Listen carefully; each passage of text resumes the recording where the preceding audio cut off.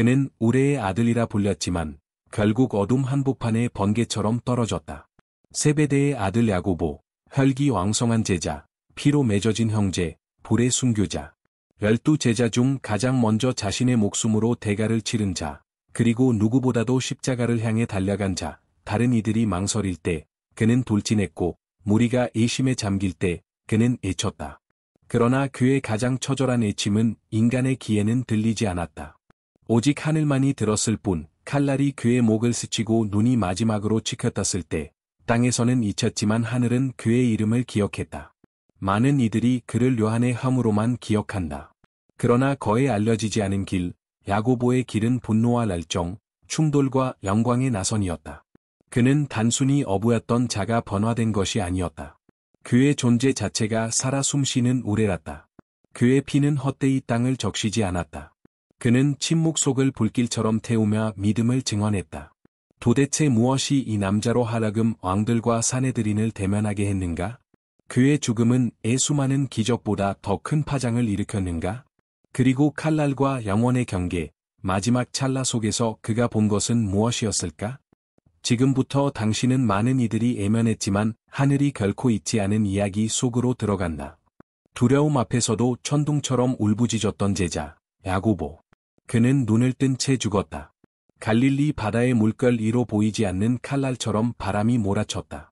야고보의 얼굴을 채찍질하듯 스치고 지나가며 그가 끌어올린 그물은 텅 비고 무거웠다. 구름으로 뒤덮인 밤하늘은 곧 폭풍이 다가올 것임을 예고했다. 멀리서 우레가 들려왔다. 마치 천상의 군대가 행진하는 북소리 같았다. 세베대는 소금기 어린 신 목소리로 조롱이 지시를 내렸지만 야고보의 귀는 더 이상 그것에 머무르지 않았다.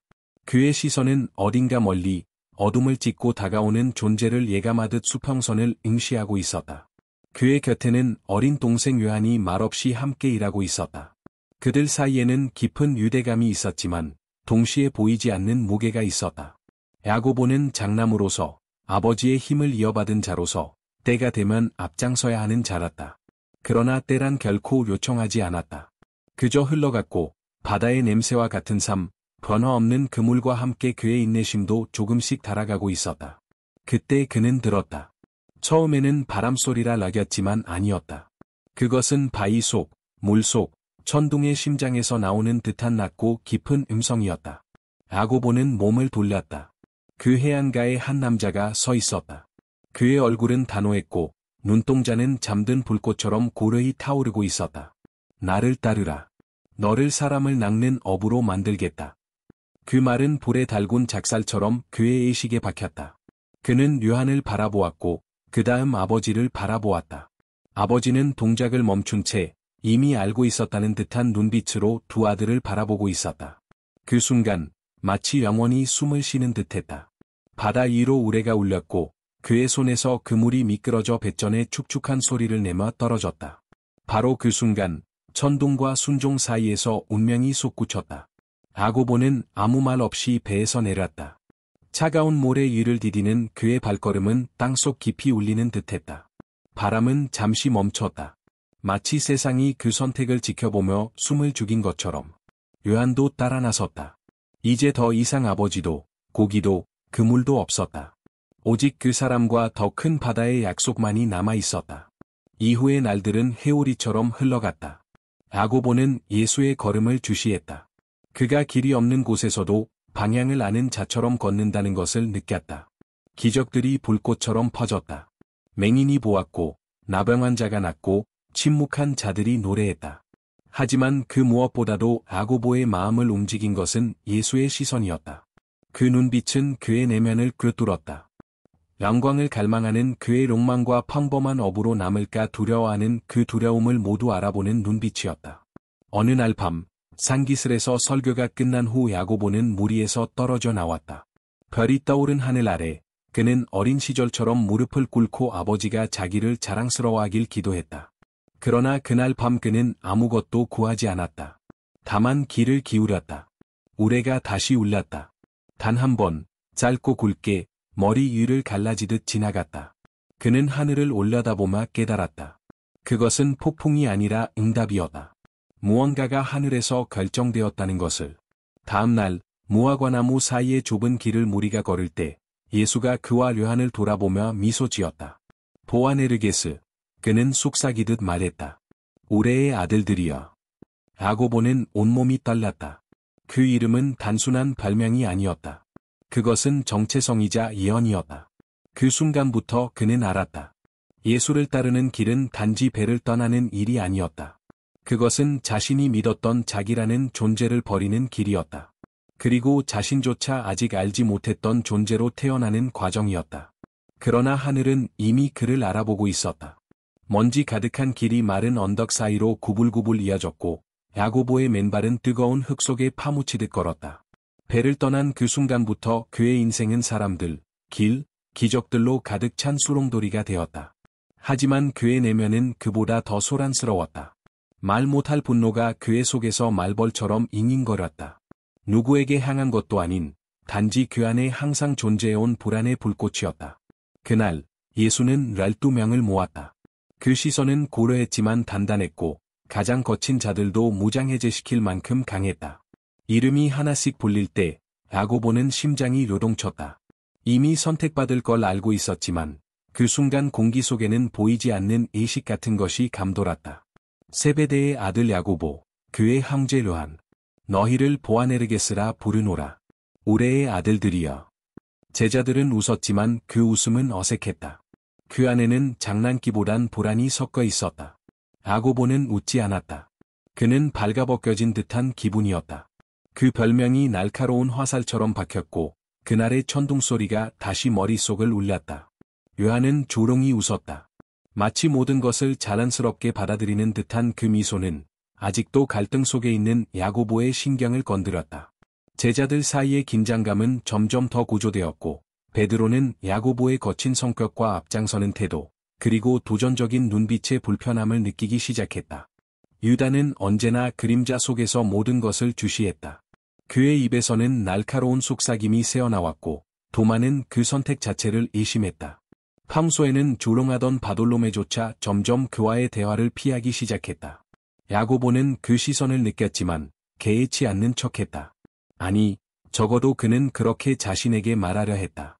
어느 날 밤, 제자들은 강가에 머물며 모닥불 곁에 자리를 잡았다. 물소리가 귓가를 스치고 불꽃이 터지는 소리가 조롱한 대화를 끊었다. 야고보는 그 무리에서 멀찍이 떨어져 홀로 바위에 앉았다. 가슴속은 끓어오르고 있었다. 도대체 애 자신이었을까?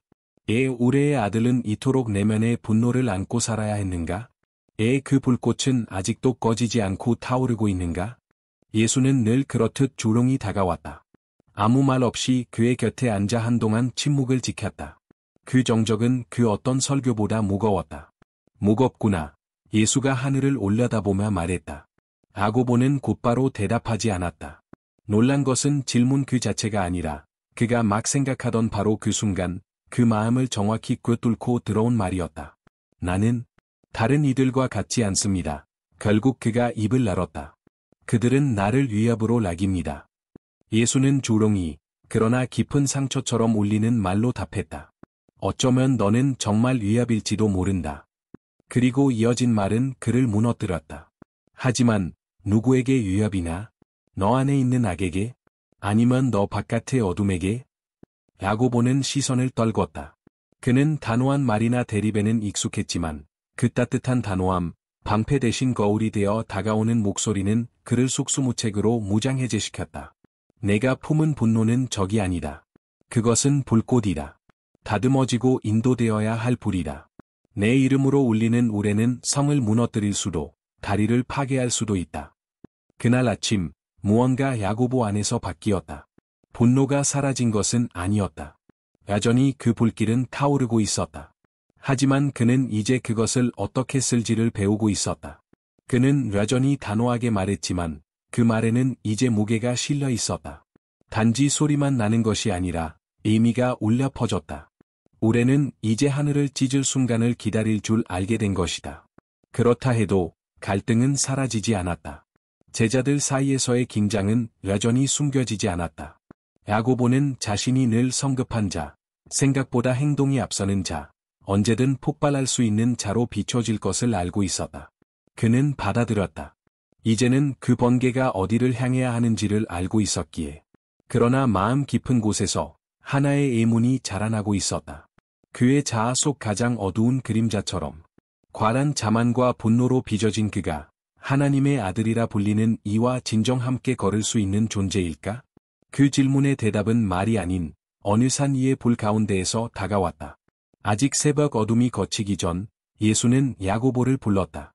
그의 목소리는 조급하지 않았지만 그 안에는 설명할 수 없는 긴박함이 담겨 있었다. 오직 3명만이 그 부름을 받았다. 베드로, 요한, 그리고 야고보. 그들이 오르는 산길은 험하고 돌투성이었으며 뒤틀린 나무가 어둠 속을 감쌌다. 올라갈수록 공기는 더 가벼워졌고 동시에 더 무거워졌다. 야고보는 발을 보며 걸었지만 가슴은 점점 하늘로 끌려 올라가는 것 같았다. 심장 소리는 북소리처럼 울렸다. 다볼산, 그 거대한 잠든 산은 단순한 땅이 아니었다. 그것은 제단이었고 경계선이었으며 인간이 아닌 무언가가 호흡하는 장소였다. 정상에 도달했을 때 완전한 정적이 찾아왔고 예수는 조롱이 그들로부터 떨어져 섰다. 그 순간 야고보의 눈앞에서 현실이 찢어졌다. 빛이 터졌다. 하늘에서가 아니라 예수의 내부에서 흘러나온 빛이었다. 그의 옷은 그 어떤 양털보다 순백으로 변했고 얼굴은 정오의 태양처럼 빛났다. 야고보는 휘청이며 뒤로 물러났다. 경외와 공포가 충돌하며 그의 내면을 흔들었다. 그때 두 형상이 나타났다. 영광으로 둘러싸인 실루엣. 불의 예언자 엘리야, 율법과 광야의 인도자 모세. 그들은 예수와 대화했지만 그 말은 인간의 언어가 아니었다. 그 말의 결은 무겁고 시간 자체를 흔드는 듯했다. 야고보는 무릎을 꿇었다. 그리고 다음 순간 그는 더 이상 산 위에 있지 않았다. 사막 한가운데 불기둥과 랑기 속에서 모세가 오르는 또 다른 산을 보았다. 백성들은 멀리서 비명을 지르고 땅은 떨렸다. 불꽃은 살을 태우지 않았지만 혼을 태웠다. 모세의 얼굴은 빛났고 아무도 그의 얼굴을 직시할 수 없었다. 야고보는 그 무리 속에 있었다. 길을 잃고 작아지고 보이지 않는 하나님 앞에 엎드려 있었다. 그리고 그는 돌아왔다. 다볼산, 다시 눈앞에 있었다. 하지만 그의 무릎은 여전히 불에 댄 듯 아팠고 숨은 가빠졌다. 베드로는 어쩔 줄 몰라 하며 장막을 짓겠다고 말했고 요한은 조롱이 눈물을 흘렸다. 야고보는 도망치고 싶었다. 그 영광은 그를 짓눌렀고 그 임재는 그를 벗겼다. 그의 모든 분노, 자만, 힘이 그 앞에서 녹아내렸다. 그러던 중 구름이 덮쳤다. 살아있는 듯 짙은 구름. 그 속에서 들린 목소리는 소리가 아닌 진동이었다. 뼛속까지 흔드는 진동. 이는 내가 사랑하는 아들이요 내가 기뻐하는 자라. 너희는 그의 말을 들으라. 야고보는 땅에 엎드렸다. 모래가 그의 땀에 달라붙었고 온몸은 식은땀으로 젖었다. 이보다 더 순수하고 절대적인 두려움은 없었다. 그는 그저 사라지고 싶었다. 하지만 그때 어깨에 손이 닿았다. 가볍고도 강한 손. 일어나라. 두려워 말라. 예수가 말했다. 그가 고개를 들었을 때 모든 영광은 사라져 있었다. 엘리야도 모세도 없었다. 오직 예수, 그 사람이 있었다. 먼지를 뒤집어쓰고 함께 걸었던, 웃음과 침묵으로 그들과 함께하던 예수. 그러나 이제 야고보는 알았다. 그 피부 속에 시간보다 오래된 힘이 숨겨져 있다는 것을.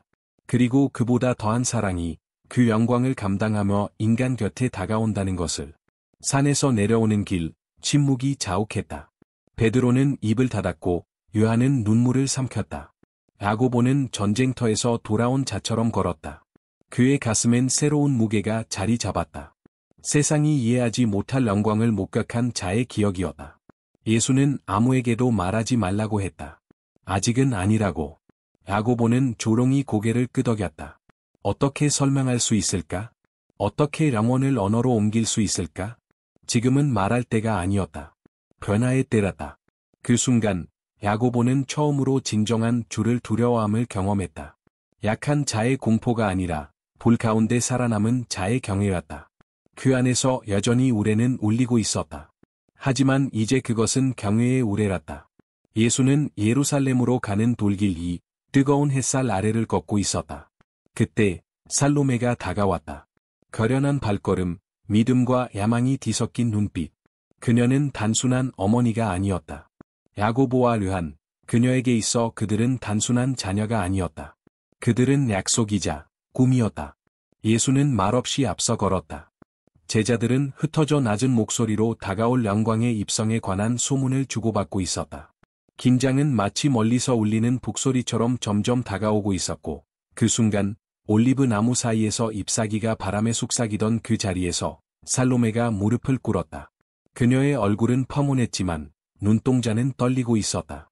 선생님, 그녀는 떨리는 목소리로 말했다. 내 두 아들이 주의 나라에서 하나는 오른편에 하나는 왼편에 앉게 하소서. 야고보는 멈춰 섰다. 세상이 한순간 회전하는 것 같았다. 그것은 계획된 것이 아니었다.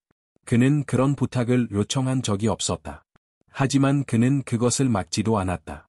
피가 얼굴로 치솟았다. 그는 요한을 바라보았고 요한은 아무 말도 하지 않았다. 예수는 그녀를 자애로운 눈빛으로 바라보았고 그 다음의 말씀은 공기를 가르는 칼처럼 날카로웠다. 너희는 너희가 무엇을 구하는지 알지 못하느니라. 그 순간 무거운 구름처럼 침묵이 무리를 덮었다. 하나씩 다른 제자들이 고개를 돌렸다. 베드로는 이마를 찌푸렸고 도마는 눈을 가늘게 떴으며 유다는 고개를 저으며 믿을 수 없다는 표정을 지었다. 야고보는 그들의 시선을 가슴에 돌처럼 맞았다. 모든 판단이 그를 향해 날아오는 듯했다. 너희가 내가 마시게 될 잔을 마실 수 있느냐? 예수의 시선은 야고보와 요한을 뚫고 들어왔다. 순간적인 충동 속에 야고보는 대답했다. 마실 수 있습니다. 그 말은 생각보다 먼저 나왔다. 자존심, 구원의 갈망, 혹은 연약함을 숨기려는 두려움? 하지만 말이 입에서 나온 순간, 그는 너무 많은 것을 말해버렸다는 것을 깨달았다. 예수는 고개를 끄덕이며 자비로 감싸인 예언 같은 말씀을 전했다. 너희는 참으로 내 잔을 마시게 되리라. 그러나 내 오른편과 왼편에 앉는 것은 내가 줄 일이 아니요 내 아버지께서 정하신 자들에게 예비된 것이니라. 그 말이 끝나기 무섭게 제자들 사이에서 억눌린 분노가 폭발했다. 속삭임과 날카로운 시선, 수군거림 속에서 야고보는 해명하고 싶었다. 그가 한 것이 아니라고, 어머니가 그랬을 뿐이라고. 하지만 아무 소용이 없었다. 그들의 마음속에서 야망은 이미 그의 이름에 깊이 새겨졌고 그 그림자는 태양 한가운데서조차 따라붙었다. 그때 예수는 그들을 불러 모았다. 구부러진 무화과나무 아래 앉아 조롱한 목소리로 말씀하셨다. 너희는 이방인의 통치자들이 백성을 지배하고 권세 있는 자들이 다스리는 것을 알지만 너희 중에는 그렇지 아니하리라. 너희 중에 누구든지 크고자 하는 자는 너희를 섬기는 자가 되고 누구든지 으뜸이 되고자 하는 자는 너희의 종이 되어야 하리라. 인자가 온 것은 섬김을 받으려 함이 아니라 섬기려 하고 많은 사람을 위해 자기 생명을 대속물로 주려 함이라. 그 말씀은 열린 상처 위에 떨어지는 기름 같았다. 그러나 야고보는 그 위로 속에서도 쓰디쓴 맛을 삼켜야 했다. 그것은 단순한 공동의 책망이 아니었다. 그는 마치 예수가 거울을 들이대며 묻는 것 같았다. 너는 이 길을 따르고 있는가? 그날 밤, 그는 다시 무리를 떠났다. 언덕 위에 앉아 멀리 보이는 캠프의 불빛을 내려다보았다. 불꽃은 마치 하늘에서 떨어진 별처럼 어두운 대지 위에 깜빡였다. 야고보는 울었다. 수치심 때문이 아니었다. 상한 자존심 때문도 아니었다. 처음으로 그는 진실을 직면했다. 그의 일부는 영광을 쫓아 예수를 따르고 있었고 보상과 지위를 바라보며 길을 걸었다. 어머니의 목소리가 다시 들려왔다. 그 간청, 그 그룹, 그 잔. 그리고 만약 그 보좌가 금으로 만들어진 것이 아니라면 그 영광으로 가는 길이 고통과 상실, 그리고 십자가를 지나야 하는 길이라면 야고보는 더 이상 확신이 없었다. 그러나 그 어둠 속에서 복잡한 감정의 회오리 속에서 새로운 씨앗 하나가 뿌리내렸다. 순결에 대한 갈망.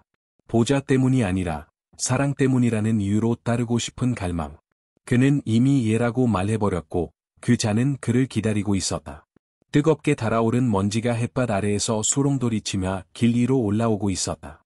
제자들은 사마리아를 향해 걸어가고 있었고 태양은 마치 하늘의 불꽃처럼 그들의 살을 태웠다. 기대감은 공기 중에 진동하듯 퍼지고 있었다. 세베대의 아들 야고보는 무겁게 발을 내디디며 이를 악물고 걸었다. 그의 눈빛은 주변의 사마리아 사람들을 향해 매서운 분노를 던지고 있었다. 누구도 그가 사마리아인들을 경멸한다는 것을 몰랐던 것이 아니다. 그들은 진리에서 벗어난 옛 이단의 후손들이었고 이방인과 섞인 혼혈의 민족이었다. 하나님의 백성에게서 거부당한 자들이었다. 긴 과정 끝, 그들은 사마리아의 한 마을에 도착했다. 제자들의 마음에는 환대받으리라는 기대가 있었지만 예수의 도착 소식이 퍼지자마자 마을의 반응은 차가웠다. 문들은 굳게 닫혔고 아무도 그들을 맞이하지 않았다. 아고보의 가슴속에서 불길이 솟구쳤다. 그는 행동하는 자랐다. 예수의 명예가 훼손당한다고 느낀 순간 그의 분노는 억제할 수 없었다. 그는 그것이 정당하다고 믿었다. 그는 요한을 바라보며 불타는 눈으로 물었다. 주아, 우리가 말하라 하늘에서 불이 내려와 저들을 멸하게 하기를 원하시나이까? 엘리야처럼. 아고보의 마음은 하늘이 그의 분노에 응답해 주기를 바랐다. 그의 손가락은 천상의 심판을 작동시키기 위해 움켜쥐어졌다. 그러나 예수는 그들의 앞을 걷다 이 말을 듣고 돌아섰다. 그의 시선은 평온했고 그의 목소리는 조롱했지만 단호했다. 너희는 너희가 어떤 양의 사람인지 알지 못하는도다. 그 말은 불길을 가르는 창검처럼 야고보의 분노를 산산조각 냈다. 인자는 사람의 생명을 멸하려 하지 않고 오히려 구원하러 왔노라. 예수의 그 한마디는 야고보의 가슴 깊이 울렸다. 그 안에서 타오르던 분노는 마치 새벽의 빛 앞에서 사라지는 안개처럼 천천히 식어갔다. 그것은 애부와의 전쟁이 아니라 내면의 대면이었다. 그의 분노는 단순한 랄정이 아니었다. 그것은 다치고 치유되지 못한 고통, 증명받지 못한 정의감, 오래된 상처의 불이었다. 예수는 그 분노의 뿌리를 꿰뚫고 있었고 연민의 눈으로 바라보았다. 그 불은 하늘에서 오는 불이 아니었다. 그것은 야고보가 짊어지고 있던 자신의 고통의 불이었다. 멀리서 사마리아인들이 조용히 지켜보고 있었다. 문화 간의 긴장은 여전히 남아 있었지만 야고보의 눈빛은 달라져 있었다. 이전처럼 심판을 갈망하던 그 시선이 아니라 설명할 수 없는 불편한 울림을 담고 있었다. 예수는 마을 가장자리를 향해 조용히 걸어갔다. 제자들은 그 뒤를 따랐다. 말은 더 이상 필요하지 않았다. 그날의 교훈은 단지 꾸짖음에 있지 않았다. 그것은 분노로 타오르던 마음이 그리스도의 참된 양을 마주하며 번화되는 길에 있었다. 야고보는 침묵 속에 잠긴 채 깊은 생각에 빠져 있었다. 마음속 깊은 곳에서 자신에게 물었다. 과연 그는 자신의 정의감을 내려놓고 사마리아인들조차 포함된 그 모든 이들에게 베풀어지는 은혜를 진심으로 받아들일 수 있을까? 그가 떠나는 마을의 길목에서 그의 그림자는 길게 드리워졌다. 그 그림자는 이전보다 훨씬 조용했고 이제 그 자신도 조금씩 깨닫고 있었다. 모든 거룩한 것이 꼭 하늘에서 떨어지는 것은 아니라는 것, 때로 하늘에서 오는 불은 애적 심판이 아니라 내면을 태우는 정화의 불길일 수도 있다는 것을 빠르게 말씀드립니다. 여러분의 구독, 좋아요 그리고 공유는 이 콘텐츠가 계속해서 제작되는데 큰 힘이 됩니다. 계속해서 이야기로 돌아갑니다. 마태복음 26장, 겟세마네의 동산은 그 어느 때보다 깊은 침묵에 잠겨 있었다. 밤에 차가운 바람이 나뭇잎을 스치며 속삭였고 하늘 높이 뜬 둥근 달은 은빛의 빛을 뿌려 어둠을 갈라놓았다. 예수는 제자들을 다시 그곳으로 데려와 함께 기도하자고 하셨지만 어깨 위에 얹힌 무게는 그들의 육체마저 무겁게 짓눌렀다. 아고보 락시 다른 제자들과 함께 무너져 내리듯 땅바닥에 쓰러졌다. 몸은 지쳐 있었고 정신은 안개처럼 흐릿했다. 그는 무언가 거대한 일이 곧 닥쳐오리라는 것을 느꼈지만 기도 대신 그는 자신 속의 어둠에 삼켜지고 말았다. 다른 제자들 또한 필사적으로 잠에 저항하려 했지만 그것은 경고도 없이 닥치는 폭풍처럼 결국 그들을 제압했다. 그러나 예수는 그렇지 않았다. 그는 조용히 제자들 곁을 떠나 아버지와의 깊은 대화를 위해 홀로 무릎을 꿇었다. 차가운 땅이 그의 살을 적셨고 그 고뇌는 너무나 깊어 이마에서 피가 배어나올 정도였다. 그의 음성은 떨렸고 한마디 한마디는 절망과 순종 사이의 균열을 걸었다. 아버지시여, 가능하시다면 이 잔을 내게서 옮겨 주옵소서. 그러나 내 뜻대로 마시고 아버지의 뜻대로 하옵소서. 야고보는 이 고통을 이해할 수 없었다. 그의 스승이 짊어진 인류의 죄와 운명의 무게는 상상조차 할 수 없었다. 하지만 그는 그 외로운 기도의 장면을 바라보며 가슴이 찢어졌다. 달려가 안아주고 싶었지만 두려움, 죄책감, 그리고 피로가 그의 몸을 붙잡고 있었다. 예수께서 돌아왔을 때 제자들은 모두 잠들어 있었다. 한 시간도 나와 함께 깨어 있을 수 없더냐? 예수의 그 말은 무거운 철퇴처럼 그들의 마음을 때렸다. 야고보는 그제야 어렴풋이 정신을 차리고 일어나 예수를 바라보았다. 하지만 무엇을 해야 할지 몰랐다. 죄책감은 점점 커졌고 그는 지금 이 순간에도 실패하고 있음을 직감했다. 그의 가슴은 공허해졌고 용기는 그 공허 속에 빠져들고 있었다. 그리고 그 순간 멀리서 발소리가 들려왔다. 옷자락이 스치는 소리, 횃불이 흔들리는 빛. 야고보는 전율을 느꼈다. 도망칠 수도, 싸울 수도 없었다. 그는 그저 지켜볼 수밖에 없었다. 그가 따르겠노라 맹세했던 그리스도께서 병사들에게 포위되고 있었다. 일어나라, 가자. 나를 배반할 자가 가까이 왔다. 예수의 목소리가 울렸지만 야고보는 움직일 수 없었다. 그가 느낀 것은 단순한 두려움이 아니었다. 그것은 압도적인 무력감이었다. 예수의 시선이 그를 스쳤다. 그 눈빛은 마치 그 모든 것을 알고 있는 듯했다. 제자들의 마음 깊은 곳에서 시작된 이탈이 그 순간 시작되었음을 야고보는 자신이 주를 떠날 자 중 하나임을 깨달았다. 롱기는 바람에 흩날리는 랑기처럼 사라졌고 가슴은 타들어갔다. 겟세마네의 그 밤 야고보는 주의 곁에 설 용기를 가지지 못했다. 제자들은 겁에 질린 양떼처럼 흩어졌고 다가올 배신의 그림자가 야고보의 어깨 위로 덮쳐왔다. 그의 가슴에서 솟아오르던 진리의 우레는 두려움에 질식당했고 그저 그 자리에 멈춰 설 수밖에 없었다. 언젠가 가장 위대해지길 원했던 제자는 지금 어둠 속에서 길을 잃은 채 왕이신 예수 앞에서 아무것도 할 수 없었다. 요한복음 19장 25절. 십자가는 하늘을 가로지르듯 우뚝 솟아 있었다. 그 긴 그림자는 황폐한 땅 위에 무자비하게 드리워졌고 태양은 그 그림자 앞에 쓰러졌다.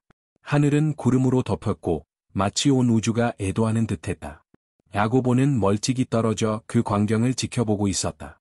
그의 눈은 피로 얼룩진 예수의 몸을 향하고 있었고 그 몸은 완전히 지쳐 고통으로 뒤덮여 있었다. 하지만 야고보의 고통은 단지 그 육체적 고난 때문이 아니었다. 그것은 깊고 내적인 자신을 갉아먹는 수치심이었다. 그는 아직도 베드로의 말이 귓가에 맴돌았다. 나는 결코 주를 부인하지 않겠노라. 그리고 닭이 울었다.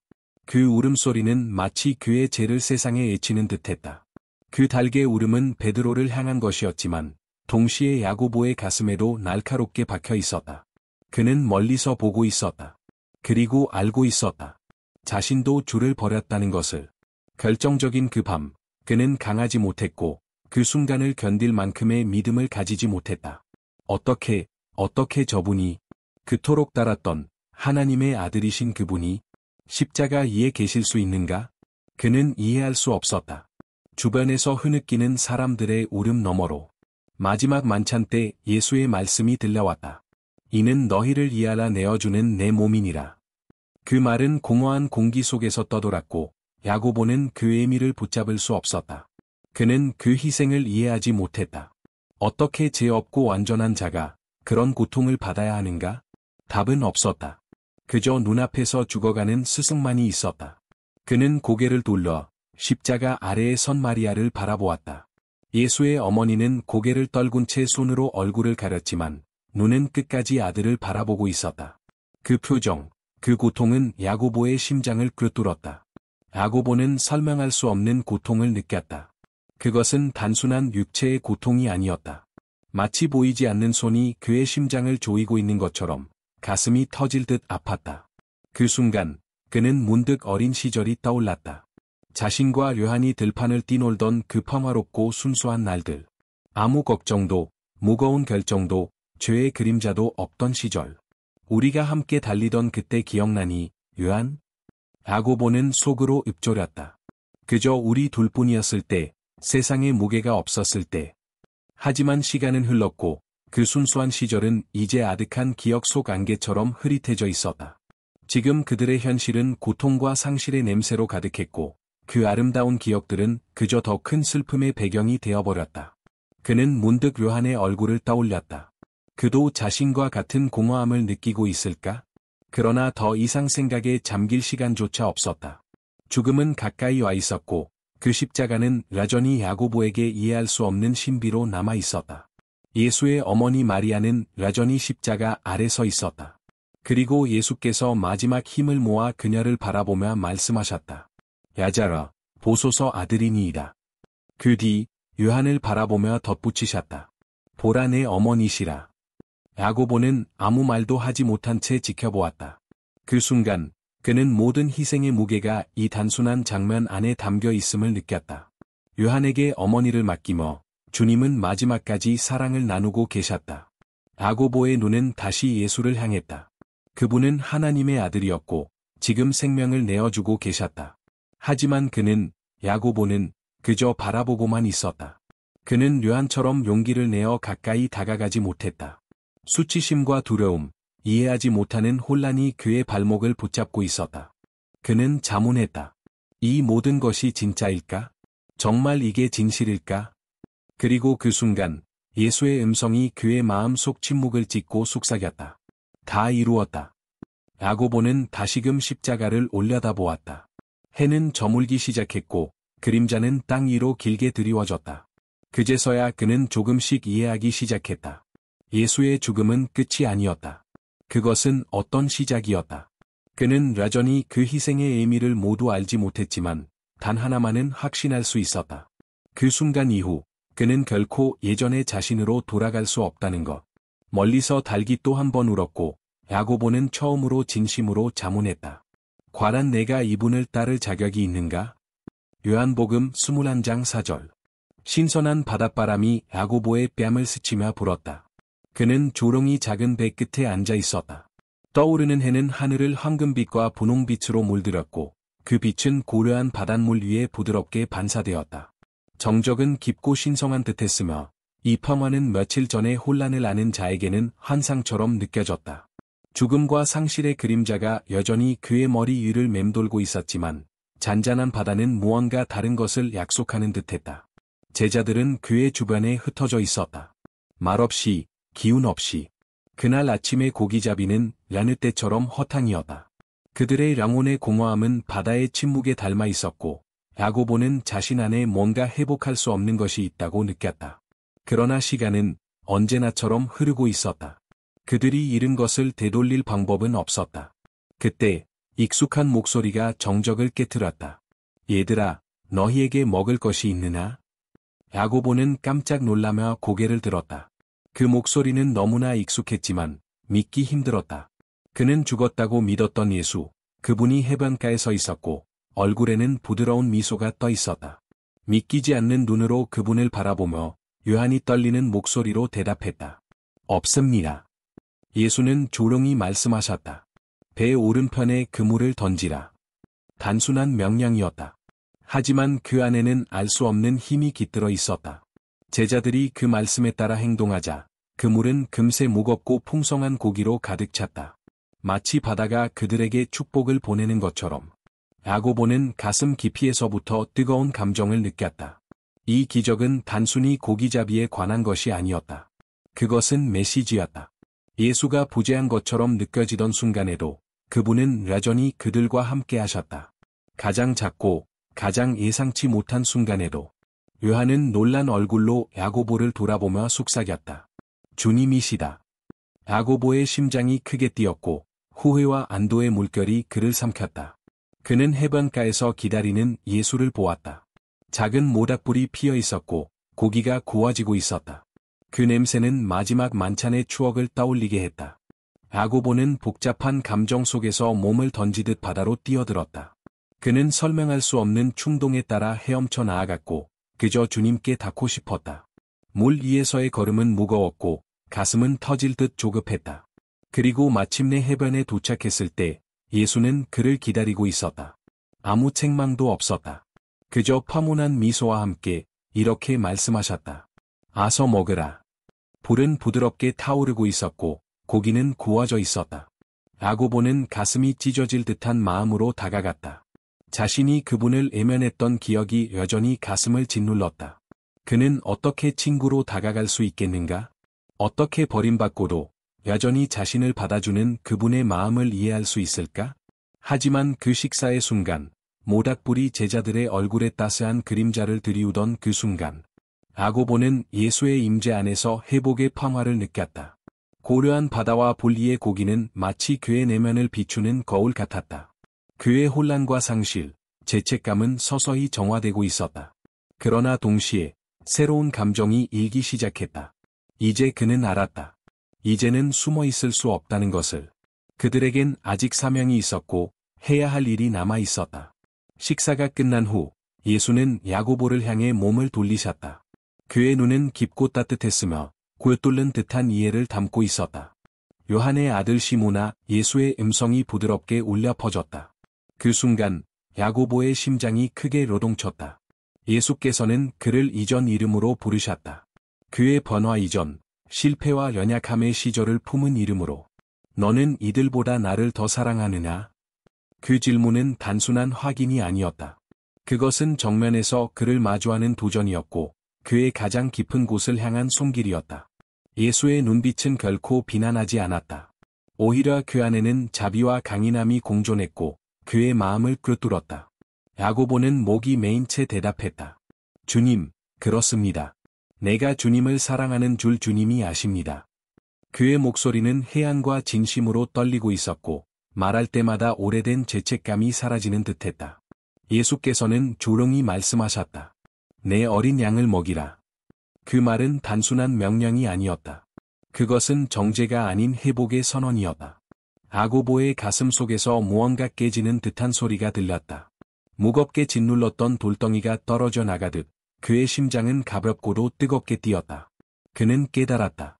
실패와 두려움 속에서도 그는 여전히 부름받은 자였고 사명이 살아있었다. 모닥불의 불꽃은 단지 육체를 덮이는 것이 아니었다. 그것은 영혼을 다시 일으키는 불이었다.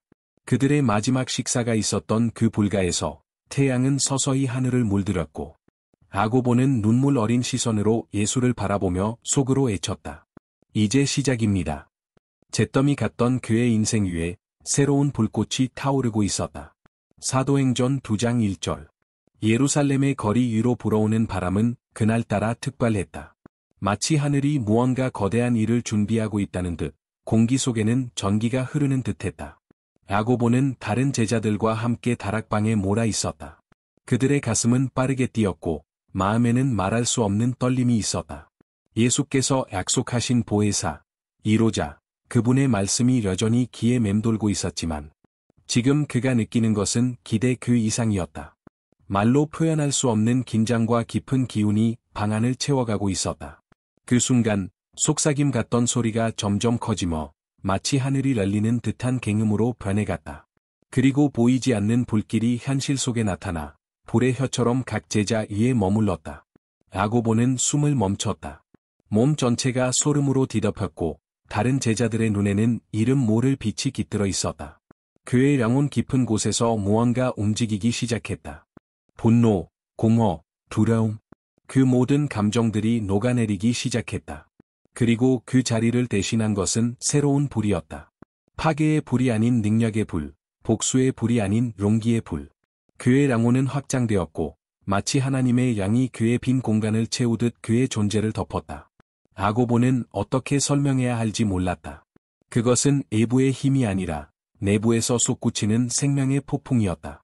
애심은 사라졌고 공포는 무너졌다. 그는 더 이상 어둠 속에 숨어 있을 수 없었다. 입에서 말이 쏟아져 나왔다. 알 수 없는 언어들이 그의 혀를 타고 흘러나왔지만 그것은 분명한 의미로 주변에 울려 퍼졌다. 그가 말하고 있는 것은 단순한 언어가 아니었다. 그는 하나님의 진리를 전하고 있었던 것이다. 각 제자가 말하기 시작했고 그 소리는 거리로 퍼졌다. 곧 수많은 이들이 그 다락방 근처로 몰려들었다. 일부는 그들이 술에 취했다고 조롱했지만 야고보는 그것이 아니라는 것을 너무도 잘 알고 있었다. 이것은 하늘의 임재였다. 그는 압도적인 감정에 휩싸인 채 자신이 변화되고 있음을 느꼈다. 십자가에서 도망쳤던 그 남자. 부끄러움 속에 숨었던 그 제자. 지금 그는 불의 사람이 되어 서 있었다. 가슴 속 우레는 더 이상 무기력한 애침이 아니었다. 그것은 이제 하나님의 메시지를 담은 음성이 되었다. 그는 예루살렘의 무리 앞에 섰다. 목소리는 떨리지 않았고 눈빛은 흔들림이 없었다. 야고보는 마침내 자기 자신을 넘어서 있었다. 이스라엘의 사람들이여. 그의 음성은 강하고 불타오르듯 울려 퍼졌다. 지금 여러분이 보고 듣고 있는 것은 취함이 아닙니다. 이는 하나님께서 약속하신 것이 성취된 것이라. 당신들이 십자가에 못 박은 예수, 그분은 다시 살아나셔서 하나님의 보좌 우편에 오르셨습니다. 그 말 하나하나는 천둥처럼 선포되었고 그 속에는 두려움이 없었다. 그는 더 이상 자격이 부족한 자가 아니었다. 그는 하나님의 영으로 말하고 있었고 그 영광 속에서 하나 되어 있었다. 군중은 조롱했다. 어떤 이들은 혼란스러워했고 어떤 이들은 눈물을 흘렸다. 하지만 아무도 그의 음성을 무시할 수는 없었다. 왜냐하면 야고보는 이제 살아있는 증거였기 때문이다. 십자가 앞에서 무너졌던 그가 지금은 하늘의 불로 타올랐다. 그는 더 이상 무너진 채 있지 않았다. 성령이 그를 감싸 안았고 그는 자신의 존재가 하나님의 불에 의해 다시 빚어졌음을 느꼈다. 이제 그는 알고 있었다. 예루살렘은 시작에 불과했다. 그를 태운 불길은 모든 옛 자아를 사라지게 했고 이제 그는 새로운 피조물로서 하나님이 정하신 길을 향해 나아갈 준비가 되어 있었다. 이 이야기를 계속 즐기고 계시다면 채널을 구독하고 좋아요를 눌러주시고 좋은 이야기를 사랑하는 분들과 함께 공유해주세요. 이제 우리의 이야기의 다음 장으로 들어갑니다. 사도행전 5장 17절. 새롭게 복음으로 물든 예루살렘은 조롱한 전장처럼 팽팽한 긴장으로 숨을 죽이고 있었다. 겉보기엔 여전히 거룩한 성이었지만 그 안에는 예언의 불꽃을 끄려는 어둠이 도사리고 있었다. 야고보는 걸음을 옮길 때마다 무언가 무거운 공기가 어깨 위에 내려앉는 것을 느꼈다. 그것은 단순한 불안이 아니었다. 그것은 이제 명백한 박해의 기운이었다. 한때 믿음과 소망으로 진동하던 이 도시는 이제는 그 길을 따르는 자들에겐 위험한 곳이 되었다. 예수의 말씀이 여전히 제자들의 가슴 속에서 메아리쳤지만 이제 그 말씀은 고려한 위로가 아니라 전쟁의 북소리처럼 들려왔다. 대제사장들과 사내들이는 눈을 번뜩이며 사도들을 주시했고 야고보는 더 이상 어둠 속에 숨어 있을 수 없다는 것을 알았다. 그는 빛이 되어야 했다. 설령 그 빛이 어둠을 끌어당기고 죽음의 화살을 부르더라도. 그러나 그가 가장 두려워했던 것은 외부의 적이 아니었다. 가장 두려운 것은 내부의 배신, 바로 함께 떡을 떼고 기도하던 자들 중 누군가가 등을 돌리는 일이었다. 제자들은 겉으로는 더 단단히 뭉쳐 있었지만 그들 사이를 흐르는 미묘한 긴장은 칼날처럼 날카로웠다. 그날 사내들이는 또다시 사도들을 불러냈다. 목적은 분명했다. 그들을 겁주고 침묵하게 만드는 것. 그러나 야고보는 더 이상 물러서지 않았다. 그는 이제 두려움에 사로잡혔던 옛 자아가 아니었다. 성령의 불로 타올랐던 그는 자신의 목소리를 세상이 듣게 해야만 했다. 우리 조상의 하나님께서 당신들이 나무에 달아 죽인 예수를 다시 살리셨습니다.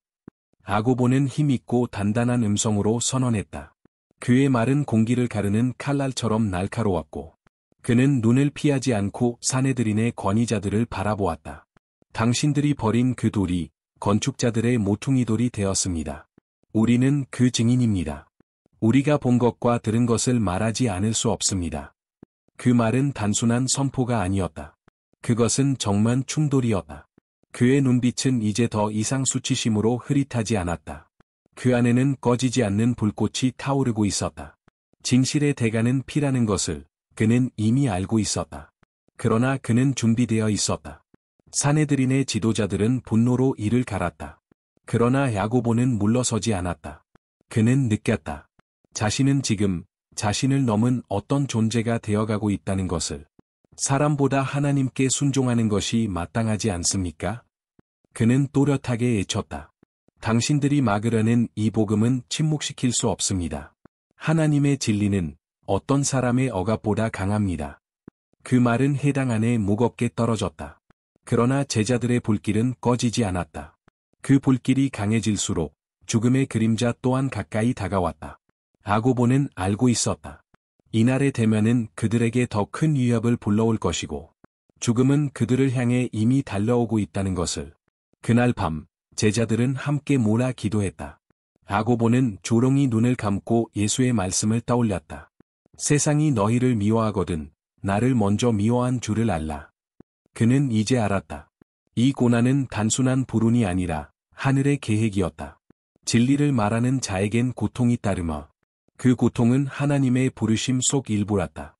야고보는 두 손을 모으고 속삭이듯 기도했다. 주라, 우리가 감당해야 할 날들을 위해 힘을 주소서. 아무도 감히 다가갈 수 없는 길을 가더라도 두려움 없이 서게 하소서. 그 순간 제자들 사이에서 낮은 목소리의 논의가 일기 시작했다. 누군가가 조롱이 다가왔다. 야고보는 고개를 들어 요한과 눈이 마주쳤다. 하지만 이상한 감정이 그를 스쳤다. 그는 느꼈다. 배신은 바깥에서 오지 않는다. 항상 안쪽에서부터 시작된다. 누가 배신할지는 아직 모르지만 야고보의 가슴 속엔 독처럼 퍼지는 무언가가 있었다. 기도 중에도 제자들의 눈빛은 서로를 살피고 있었고 야고보는 무겁게 몸을 일으켜 한 구석으로 물러나 무릎을 꿇었다. 그는 떨리는 몸을 다잡으며 속삭였다. 이제 쉽지 않을 것입니다. 그들은 단지 우리의 말을 막으려는 것이 아니라 우리를 없애려 할 것입니다. 그러나 그 안에서 꺼지지 않는 불꽃이 있었다. 그는 결과를 알 수는 없었다. 하지만 한 가지는 분명했다. 그가 심장으로 받아들인 이 진리는 어떤 칼보다 강하고 어떤 위협보다 깊었다. 사도행전 12장 1절. 예루살렘의 공기는 무겁고 눌리는 듯한 침묵으로 가득했다. 햇살은 따갑지 않았지만 도시 위에는 보이지 않는 어둠이 드리워져 있었다. 그것은 폭풍 전의 고요함, 심장을 조이는 예고 없는 정적이었다. 헤롯은 불안해하고 있었다. 나사렛 예수를 따르는 이 무리들이 날로 커지고 있었고 그는 제국의 본능처럼 움직이기 시작했다. 피와 권력으로 상황을 진압하려는 황제의 냉혹함. 그리고 첫 번째 번개가 떨어졌다. 요한이 붙잡혔다. 소식을 들은 야고보는 미친 듯이 달려갔다. 그가 황제의 얼굴을 마주했을 때 요한의 얼굴은 고르했다. 그러나 그 고요함은 야고보의 가슴을 갈라놓았다. 두 사람이 갈릴리에서 그물을 버리고 예수를 따라 나섰던 그날이 떠올랐다. 바다, 부르심, 약속, 그리고 지금은 감옥. 예수가 언젠가 그들에게 했던 말. 너희는 내 잔을 마시게 될 것이다. 그 예언처럼 심장 깊숙한 곳에서 천둥소리가 들려왔다. 이제 그 소리는 점점 커지고 점점 현실이 되어가고 있었다. 하지만 요한의 투옥은 오래 가지 않았다. 그 누구도 설명하지 못했다. 어떤 이들은 천사가 나타났다고 했고 어떤 이들은 감옥문이 저절로 열렸다고 했다. 어쨌든 요한은 풀려났다. 제자들은 눈물로 기뻐하며 기도했고 야고보는 가슴 깊이 알 수 없는 두려움과 함께 다가올 자신의 운명을 느끼고 있었다. 그러나 야고보의 가슴 속에는 누구도 몰랐던 깊은 확신이 짙게 드리워져 있었다. 그는 알고 있었다. 다음은 자신이라는 것을. 그 밤 야고보는 잠을 이루지 못했다. 예루살렘의 바깥에서는 바람이 점점 거세졌다. 그 소리는 마치 먼 옛날의 약속을 다시 불러오는 듯했고 예언처럼 짙게 다가왔다. 그는 작고 차가운 돌창가에 앉아 하늘을 바라보았다. 밤하늘은 맑았고 별들은 너무 조롱이 빛났다. 그리고 그 고요함 속에서 그는 환상을 보았다. 물 위를 걷는 한 인물이 다가오고 있었다. 그 발은 마치 땅을 밟듯 물 위를 딛고 있었고 그 모습은 분명히 예수님이었다. 그 눈은 처음 부르셨을 때와 같은 평온함을 간직하고 있었지만 그 안에는 무엇인가 더 깊은 것이 있었다. 작별의 불꽃. 그분의 주위에는 검은 구름이 수롱돌이치고 있었고 그 순간 우레가 울렸다. 그날 그물과 배를 버리고 그분을 따라 나섰던 그날 들었던 바로 그 소리. 하지만 이번 우레는 부름이 아니었다. 임침이었다. 야고보는 땀에 젖은 채로 깨어났지만 그 환상은 머릿속을 떠나지 않았다. 하루, 이틀, 그리고 그 다음 날까지도 그는 그 이미지를 안고 살아갔다. 걸음 하나하나가 이미 예정된 길을 따라가고 있다는 느낌. 마치 아브라함이 산을 오르듯 자신이 바로 그 제물이 되어 걸음을 옮기고 있었다. 그의 변화는 명백했다. 제자들은 그의 침묵과 깊어진 눈빛을 알아챘고 요한은 황제의 변화를 알아차리고 눈빛으로 진심을 숨기려 애썼다. 하지만 서로는 알고 있었다. 우레는 이미 첫 희생을 택했다. 기도 중 어느 날 밤 야고보는 다시 환상을 보았다. 그는 바다 옆에 서 있었지만 이번엔 바다가 핏빛으로 물들어 있었다. 예수께서 다시 나타나셨다. 그분은 아무 말씀도 하지 않으시고 단지 손을 내미셨다. 야고보가 그 손을 잡는 순간 따뜻한 성령의 기운이 가슴을 타고 흘렀다. 그것은 전쟁의 불길이 아니었다. 고려한 평화의 숯불이었다. 죽음을 두려워하지 않는 자만이 누릴 수 있는 평안. 그 후 며칠 동안 야고보는 제자들과 조롱이 작별 인사를 나누었다. 긴 포옹, 부드러운 말, 침묵 속 눈빛. 그 모든 것이 설교보다 더 많은 것을 말해 주었다. 베드로는 그것을 눈치채었고, 요한은 조롱이 울었다. 마치 바람이 한 그루의 나무를 데려가는 것을 지켜보는 사람처럼. 체포 전날 밤, 야고보는 홀로 가까운 언덕에 올랐다. 거기서 그는 예루살렘을 내려다보았다. 등불이 여기저기서 빛났고 그 사이로 어둠이 물결쳤다. 그 도시, 예언자들을 죽인 도시. 이제는 그를 부르고 있었다. 그는 그곳에서 기도했다. 겟세마네의 주님처럼. 하지만 그날 밤, 그는 잠들지 않았다. 주아. 그의 목소리는 메말라 있었지만 단단했다. 이 잔이 나의 목이라면 지나가게 해달라고는 구하지 않겠습니다. 그저 떨림 없이 마시게 해주소서. 멀리서 천둥이 울리기 시작했다. 비는 내리지 않았지만 하늘은 부르기 시작했다. 우레의 아들을.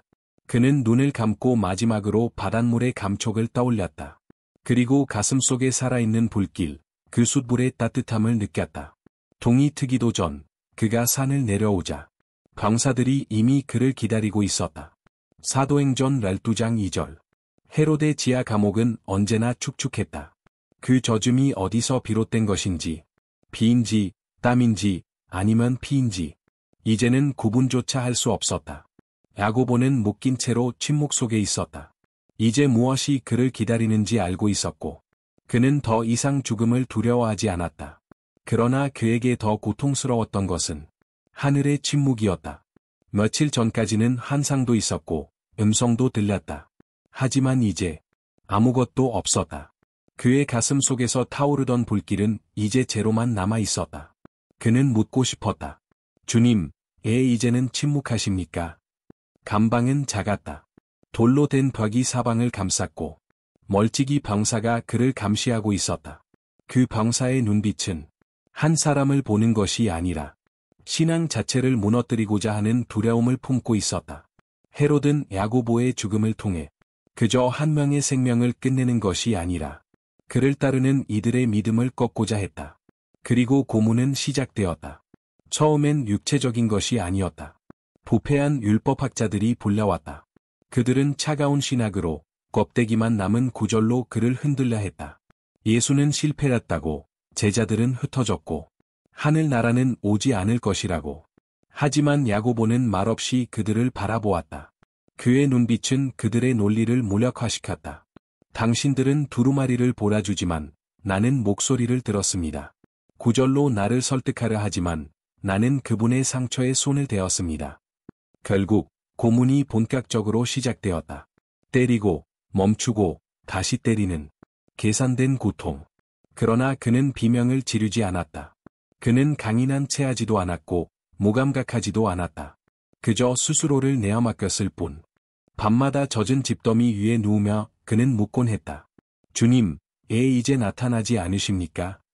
천둥은 이제 그저 희미한 메아리처럼 사라져가고 있었고, 그러나 그 가운데서도 그는 깨달았다. 나는 더 이상 대답이 필요하지 않다. 왜냐하면 나는 질문 전에 사랑을 보았기 때문이다. 마지막 밤은 조롱이 찾아왔다. 문은 거칠게 열렸고 지친 몸으로 그는 일어섰다. 그를 기다리고 있는 곳은 왕의 방이 아니었다. 창과 시선으로 가득한 아트리움. 왕은 그를 죽이려는 것이 아니라 공개적인 굴욕을 원했다. 세베대의 아들, 예수의 사도, 야고보. 사형 집행자가 칼을 들고 준비했다. 그러나 야고보는 손을 들었다. 그는 마지막으로 말하고 싶었다. 헤롯이여, 너는 내가 죽는다고 생각하는가? 아니, 너는 단지 내가 죽음을 이기신 분의 품에 안기도록 밀어낼 뿐이다. 내 칼이 내 숨을 끊을 수는 있지만 내 피는 침묵하지 않는다. 그 피는 이미 피어난 믿음 위에 뿌려질 것이다. 그러자 왕은 말하지 않았다. 그는 단지 손짓 하나로 모든 것을 말했고 그 손짓에 따라 검이 들려졌다. 야고보는 눈을 감았다. 마지막 번개의 빛이 그의 기억을 가르듯 스쳤다. 그날 예수께서 영광 중에 번모하셨던 그 순간이 떠올랐다. 빛과 우레, 그리고 그 음성. 이는 내 사랑하는 아들이라. 그때 하늘은 침묵하지 않았다. 이번에도 하늘은 침묵했지만 버림의 침묵이 아니라 품음의 침묵이었다. 검이 내려졌고 우레는 멈췄으며 땅은 황제의 피를 받았다. 성곽의 문이 마른 금속 소리를 내며 날렸다. 야고보는 족쇄에 묶인 채 고개를 높이 들고 걸어 나왔다. 예루살렘의 하늘은 아직 희미한 아침 햇살에 물들고 있었다. 붉은 빛과 금빛. 그날 아침마저 재물의 향기로 물들어 있었다. 병사 둘이 그를 양쪽에서 호위했고 세 번째 젊은 병사 하나가 뒤를 따랐다. 그의 허리에 매인 검은 곧 사롱될 것이었다. 야고보는 좌우를 보지 않았지만 모든 것을 보고 있었다. 돌길 하나하나, 창문 뒤에 숨은 얼굴들, 속삭임처럼 들려오는 조롱한 탄식들. 이제 그의 눈은 보이지 않는 것도 보고 있었다. 그의 마음 속에는 추억이 실처럼 얽혔다. 갈릴리의 바다. 향유한이 물에 빠지며 웃던 어린 시절. 그 물에 발이 감긴 아버지. 그리고 그날 주님이 다가오셔서 말씀하셨다. 오라, 나를 따르라. 그는 따랐다. 이해하지 못했지만 그저 믿고 따랐다. 맨발로 밟는 돌길은 차가웠지만 가슴은 뜨거웠다. 그것은 병이 아니라 기억이었다. 믿음이었다. 약속이었다. 텅 빈 시장을 지나갈 때 담벼락 아래 조롱이 대추야자를 팔던 라인이 있었다. 그녀는 그를 알아보았고 아무 말 없이 고개를 숙였다. 아무것도 하지 못한 자의 눈빛으로 야고보는 멈추어 입술이 아닌 눈으로 미소 지었다. 그것만으로 충분했다. 처형이는 그의 뒤에서 불안한 숨을 내쉬었다. 야고보가 뒤돌아보았다. 그는 도구가 아니라 괴로워하는 랑온을 보았다. 내 이름은 무엇이나? 엘리압. 엘리압, 내 이름은 하나님은 아버지라는 뜻이야. 오늘 내가 하려는 일은 너의 기억에서 지우고 싶은 일이겠지만 기억하라. 아버지께서는 용서하신다. 내가 나를 죽이는 것이 아니다. 나를 자유롭게 하는 것이다. 엘리압은 떨며 고개를 숙였다. 병사 하나가 계속 가라며 소리쳤다. 그들은 계속 걸었고 발소리는 이제 어린 시절의 모래밭 소리처럼 들렸다. 올리브 나무 사이에서 황제들이 뛰어놀던 시절. 그날 주님께서 데리고 올라가셨던 그 산. 그곳에서 모든 것이 빛났던 그 순간. 그가 다시 눈을 감았을 때 눈물은 공포의 것이 아니었다. 충만함의 눈물. 그리고 떠오른 또 하나의 기억. 십자가. 멀리서 들리던 예수님의 마지막 외침. 요한이 마리아 곁에 있었고 하늘은 어두워졌고 성전의 휘장이 찢어졌다. 시간은 이제 직선이 아니었다. 그의 랑온 속에서 원으로 맴돌았다. 도시의 애곽. 처형의 장소에 도착했다. 피로 물든 돌들이 예전 이야기들을 말하고 있었다. 하지만 야고보에게 그곳은 제단이었다. 병사가 그의 손을 묶었고 야고보는 하늘을 올려다보았다. 비전도, 천둥도, 천사도 없었다. 하지만 푸르고 광활한 하늘이 그에겐 충분했다. 주야, 건져주시길 구하지 않습니다. 다만 받아주시길. 이 마지막 숨과 저편에서의 첫 울음을 드립니다. 그는 마지막으로 엘리압을 바라보았다. 그리고 조롱이 말했다. 나는 너를 용서한다. 그리고 너를 위해 기도한다.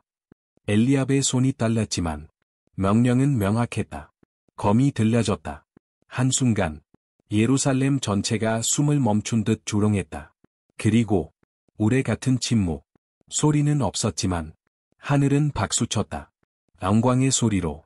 요한계시록 9:11.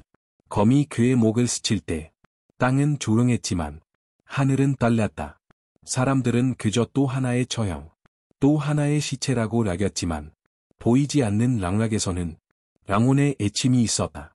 그것은 분노가 아니라 영광의 우레, 영혼의 공간에서 한순간은 천년과 같고 천년은 한 눈빛 속에 녹아든다. 바로 그 순간 야고보는 모든 것을 이해했다.